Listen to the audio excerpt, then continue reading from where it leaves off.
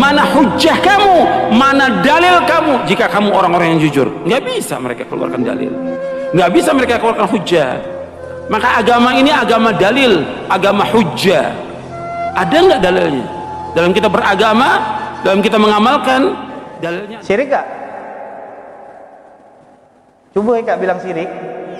Berani ya kak? Kalau tangan mungkin kata orang, biasalah mencium tangan, sudah hal lah, tidak usah pakai dalil-dalil lah mencium tangan. Kaki dicium, nah silakan. Tangan dan kaki, siapa yang mencium? Sayyidina Ali bin Abi Thalib. Apa kata Rasulullah tentang Sayyidina Ali? Kalau mau bilang, Sayyidina Ali mungkin dalam hal ini salah, ngade-ngade kau nyalakan Sayyidina Ali. Nabi yang mengatakan, ana madinatul ilm, aku ini kotanya ilmu, wa aliyun babuha, dan Ali itu adalah pintu untuk masuk ke kota ilmu tersebut. Berarti apa? Sayyidina Ali diakui oleh Rasulullah SAW keilmuannya. Dan tanyakan kepada para sahabat-sahabat, baca bagaimana keluasan ilmu di beberapa perkara pada era khilafah Sayyidina Umar ibn Khattab. Ada beberapa kasus di mana Sayyidina Umar kebingungan, dan akhirnya yang memecahkan kasus tersebut adalah Sayyidina Ali bin Abi Thalib. Makanya kata Nabi, aqdakum Ali bin Abi Thalib. Kalau dari sisi apa? Qadi, seorang hakim yang paling hebat keilmuannya di dalam hal mengenai permasalahan kasus, Sayyidina Ali bin Abi Thalib. Dan untuk orang yang pinter di dalam memecahkan kasus dan hukum yang berkaitan tentang permasalahan-permasalahan yang itu merupakan hal yang paling rumit di dalam syariat. Paling rumit. Kenapa saya katakan paling rumit? Kalau masalah sholat, kita tinggal belajar dan baca hukumnya seperti ini, habis takbiratul ihram seperti ini, selesai. Tapi kalau masalah permasalahan yang berkaitan dengan hukum, kasus, permasalahan yang terjadi dengan hakim, ini masalahnya selalu ada yang baru. Imam Al-Mawardi, pengarang kitab Al-Hawi, beliau ini dikasih gelar oleh para ulama Qadil Qudha. Artinya apa? Hakimnya para hakim-hakim. Jadi kalau ada hakim, dia ini hakimnya para hakim-hakim. Dari alimnya di dalam ilmu qadha. Ilmu qadha ini artinya apa? Ilmu memberikan ketetapan, kebijakan, keputusan di dalam permasalahan-permasalahan yang berkaitan dengan muamalat, kasus, permasalahan-permasalahan sosial.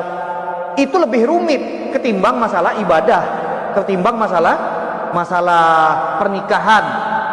Itu permasalahan di dalam kasus hakim ini lebih banyak dan lebih rumit. Makanya tidak sembarangan orang jadi hakim di dalam Islam, ya. Di dalam Islam kita bicara. Kalau hakim sekarang kan, ya kita tahu sendiri bagaimana persyaratan hakim di tempat kita. Tapi kalau hakim di dalam Islam disyaratkan harus mujtahid mutlak. Di dalam Islam, mujtahid mutlak artinya ilmunya harus level Imam Syafi'i. Kalau sekarang mau dicari syarat seperti ini, tidak ada hakim di dunia, tidak bakal ada hakim, karena sangat berat. Nah, Imam Mawardi diberi gelar Qadil Qudha, artinya hakimnya para hakim-hakim dari saking alimnya dan luar biasa di dalam penguasaan ilmu ketetapan dan kebijakan menentukan suatu kasus. Jadi akhirnya beliau mengarang kitab tentang kasus-kasus yang selama ini dia alami, baik kasus talak, kasus pernikahan, kasus perdamaian, kasus sengketa tanah, kasus macam-macam kasus. Dia karang kitab. Setelah dia karang, dia sudah melihat semua permasalahan yang dia hadapi selama ini, dia anggap sudah dia bukukan. Artinya dia mengira bahwa permasalahan dan kasus-kasus yang ada di dunia ini bisa dibukukan. Wah, dia sudah bukukan tebal, dan dia mengklaim bahwa semua kasus sudah dibukukan di kitabnya dia ini. Akhirnya dia datang ke masjid, lihat ada dua orang bersengketa. Dia mendengar. Ternyata permasalahan yang dihadapi oleh dua pemuda ini belum ada di kitabnya. Dan dia sendiri bingung. Dia bilang, ini permasalahan baru, belum ada di dalam kitab saya. Sedangkan tadi dia sudah gembar-gembor bahwa kitabnya dia ini sudah memuat semua kasus dan permasalahan yang sudah saya alami selama ini, dan bahkan yang belum pun sudah saya tuliskan di sini. Ternyata pas dia lihat ada dua pemuda datang bersengketa, dia lihat kasus akar permasalahannya tidak ada di dalam pembahasan kitab yang sudah dia tulis. Maka setelah itu dia mengatakan bahwa yang namanya kasus dan permasalahan di dalam hakim itu tidak akan pernah ada habisnya. Ada saja nanti masalah-masalah baru yang belum ditulis oleh para ulama, sehingga membutuhkan ijtihad para ulama. Ijtihad para ulama ini harus berdasarkan Al-Quran dan hadis dan ijma' dan qiyas. Itu syaratnya ketat. Gak sembarangan orang bisa mengeluarkan hukum dari Al-Quran dan hadis. Nah, jadi di sini Sayyidina Ali dikatakan oleh Rasulullah, aqdakum Ali, yang paling hebat di bidang hakim itu adalah Sayyidina Ali bin Abi Thalib. Makanya pada era Sayyidina Umar Ibn Khattab ada beberapa kasus yang tidak bisa dipecahkan oleh Sayyidina Umar. Di antaranya ada perempuan datang bawa baju yang dia kenakan ada bekas air mani. Maka di depan Sayyidina Umar dia mengatakan bahwa ada si fulan bin fulan yang datang ke rumahnya untuk memperkosanya. Dan Sayyidina Umar setelah mendengarkan saksi-saksi dan mendengarkan kedua belah pihak, yang dituduh dan yang menuduh, Sayyidina Umar menetapkan dari bukti yang sudah ya kan pakai zohir, ya enggak? Dari bukti yang ditemukan dan saksi-saksi yang sudah memberikan kesaksian, maka saya menetapkan dihukum orang ini karena sudah berupaya untuk melecehkan si perempuan. Ini kasusnya kayak yang lagi viral ya. Jadi Sayyidina Ali mengatakan nanti dulu, sebentar. Bisa jadi perempuan ini membuat satu tipu muslihat, di mana dia sudah berupaya untuk mengumpulkan saksi-saksi, karena yang namanya saksi-saksi itu bisa diajak kompromi. Kalau mereka tidak bertakwa, mereka bisa diajak kompromi. Jadi saksi-saksi ini bisa saja memang dicari orang-orang yang ada kemaslahatan sama perempuan, sehingga dia bisa saja memberikan pembelaan terhadap perempuan. Kata Sayyidina Ali, tunggu dulu. Dan bukti yang ditunjukkan oleh perempuan itu nggak kuat. Akhirnya kata Sayyidina Ali, kita lihat, kita rendam pakai air panas bekas itu tadi.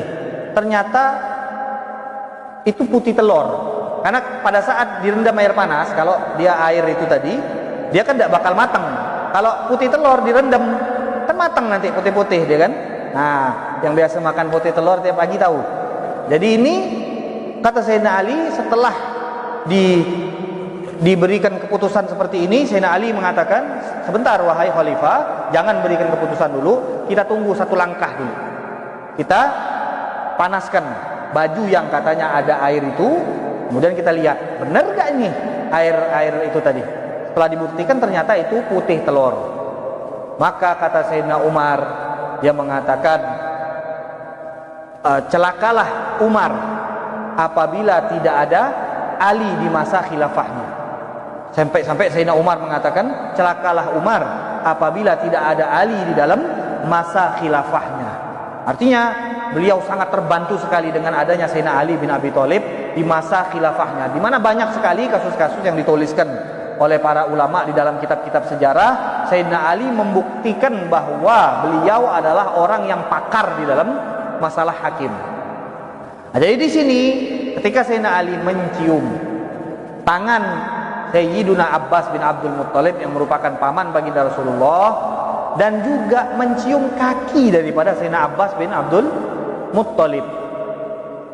Jadi di situ menunjukkan bahwa mencium tangan, mencium kaki sudah dilakukan oleh para sahabat, dilakukan oleh para tabi'in, dan itu bukan termasuk pengagungan kepada makhluk seperti kita mengagungkan Allah Subhanahu wa taala. beda kasusnya. Karena kalau itu termasuk kesyirikan atau kita turunkan levelnya menjadi bid'ah, tidak mungkin sahabat-sahabat Nabi, apalagi selevel Sayyidina Ali bin Abi Thalib, yang melakukan hal demikian, mencium tangan dan nyium kaki.